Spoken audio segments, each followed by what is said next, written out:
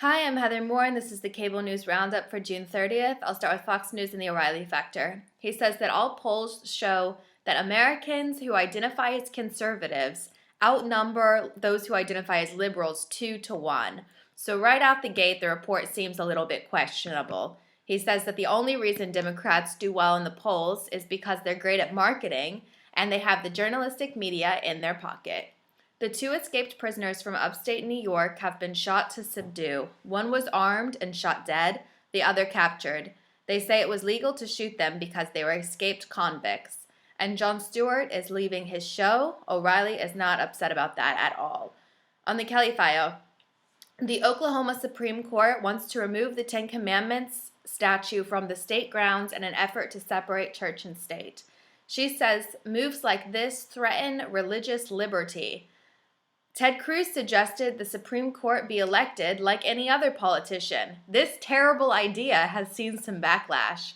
And Ann Coulter is on to say that Mexican immigrants are terrible and Donald Trump knows what's up.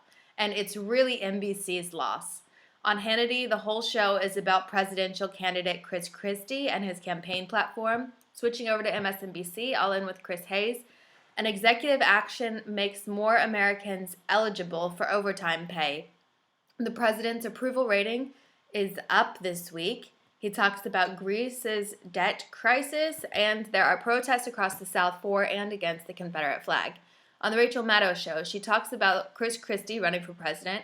She says he won't be the Republican nominee because of the bridge closing controversy. She talks about Bernie Sanders running for president, and she says Governor LePage of Maine could be impeached over abuse of authority for threatening a school to withdraw funding if they hire his political rival. And the last word with Lawrence O'Donnell. They have a roundtable discussion over whether Elizabeth Warren will support Hillary Clinton or Bernie Sanders for president.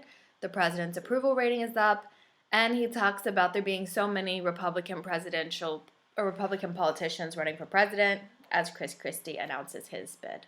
So now you know.